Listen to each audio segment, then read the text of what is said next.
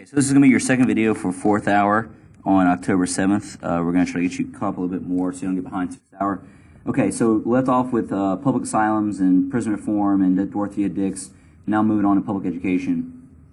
The middle class were motivated by a fear of a future of growing Americans in an uneducated poor, especially immigrants and native-born. So people began to promote the idea of tax-supported schools, not just private schools like would have existed before. Horace Mann from Massachusetts was one of the first leading pushers for free education or public education. He promoted free compulsory schools with better trained teachers in Massachusetts.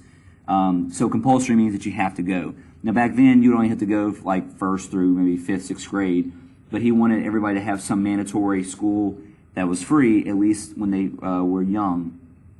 Moral education was also pushed in the classroom. Hard work, punctuality, sobriety. So all these morality standards would also be pushed besides just teaching education, basic reading and writing, those kind of things. All this would help improve industrial society. The Second Great Awakening also helped fuel the growth of private colleges as a result, especially with Protestant colleges.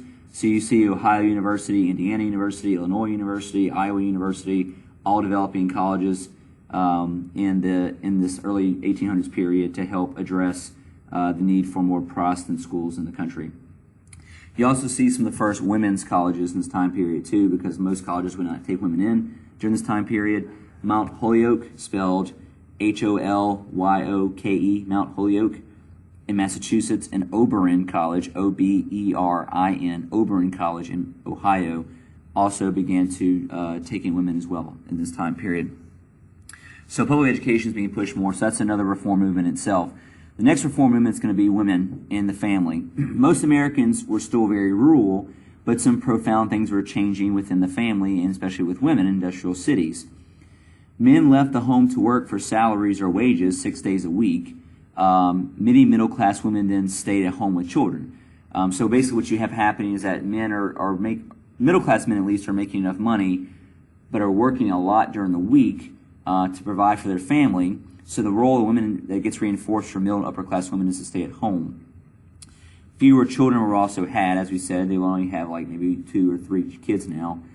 Most affluent women, meaning richer women, now had leisure time for moral or religious teachings and organizations. So that's one of the reasons why a lot of middle-class women were very much involved in the reform movement, because they had the time and the ability, as well as the strong moral convictions to get out there and try to push for reform. So again, a lot of middle upper-class women were the ones who pushed a lot of the reform of this early 1800s period. But what you have developed within women is what's called a cult of domesticity. Cult of domesticity is these very defined gender roles for middle and upper classes in the early 1800s. Men were the economic and political affairs people. They dealt with things outside the home. They voted, they worked, they made money for the family. Women, their domain was at home. They took care of the house, took care of the children. Basically, they made and provided a nest for the husband to come home to, away from all the problems of the real world. So it was a very idealized version of women, and she's like the moral leader of the family, and educator of the family too. But you also see this same time period be the beginnings of a push for women's rights. Women reformers resented their secondary roles in the movements and couldn't fully participate in policy discussions. Like they would go attend abolition meetings or these other reform meetings, and they were very much involved on the streets and in one-on-one trying to get these movements started, but they weren't allowed to present at these at the big meetings, mostly dominated by men. So this is one of the reasons why women's rights movement develops, is because they were kind of given second-rate roles in other movements like abolition, so they break off and try to push for their own rights. Two of the earliest people who pushed for women's rights were Lucretia Mott, this lady right here, and Elizabeth Cady Stanton. So Lucretia Mott, Elizabeth Cady Stanton were two of the biggest pre-Civil War women's rights campaigners. They campaigned for women's suffrage after being prevented at the anti-slavery convention. Excuse me. The most famous event they participated in was Seneca Falls Convention.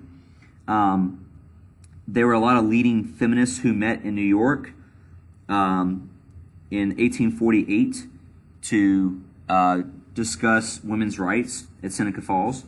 They issued a document similar to the Declaration of Independence. It's basically the same exact writing as the Declaration of Independence, except they write in there they declared all men and women created equal. That document was called the Declaration of Sentiments. So that document was called the Declaration of Sentiments. But basically, it was a lot of the same wording. They just changed everything to like declaring men and women created equal, on and on and on. Mott and Stanton then led the campaign for equal voting, legal and property rights too. So they're not just campaigning for suffrage, but they're also campaigning for equal legal and property rights as well. But just like many other reform movements in the 1850s, they get overshadowed by abolition, excuse me. So real quick, I want to briefly mention anti-slavery movement, and then we're going to have to stop. So anti-slavery movement ranged from moderates who supported gradual emancipation to radicals who urged immediate abolition, who wanted to free slaves without compensation. So in the anti-slavery abolition movement, you had people who were moderates who supported gradual emancipation to radicals who urged immediate abolition and freeing slaves without compensating their masters. The Second Great Awakening was the main event that encouraged a lot of Northerners to see slavery as a sin and began to push against it. So while they had been getting rid of slavery in general, they weren't really trying to make the South get rid of it, and now they're going to try to do exactly that. One early attempt to address the issue of slavery is the American Colonization Society. The American Colonization Society. This was the idea of transporting freed slaves to Africa in 1817. So basically, this group formed to transport freed slaves from Africa to basically start a new country there. That way, that as slaves got free, they have a place to go. Large amounts of whites wanted slaves removed. So large amounts of whites wanted slaves to be removed. In 1822, the American Colonization Society established Monrovia, Liberia. So Monrovia was the town or the capital. Liberia was the new country. Liberia being short for like liberty. Monrovia being named after the president, James Monroe. So they established a settlement in Monrovia, Liberia, in Africa, and they began to transport some freed slaves. But this was never very practical. Slavery was increasing from 1.5 million to 4 million people between 1820 and 1860. So slavery was dramatically increasing every decade from 1.5 million to 4 million from 1820 to 1860. And in that same time period, the American Colonization Society only sent 12,000 people over there. And Liberia still exists today, and those are the descendants of freed slaves from America. But in general, you know, the attempt to try and remove slavery out of freed slaves out of America just did not work out. So we're going to stop there and we'll pick up the rest later on. But don't forget, you have the essay due this Thursday, and we'll talk more about this tomorrow in class. Y'all have a good day.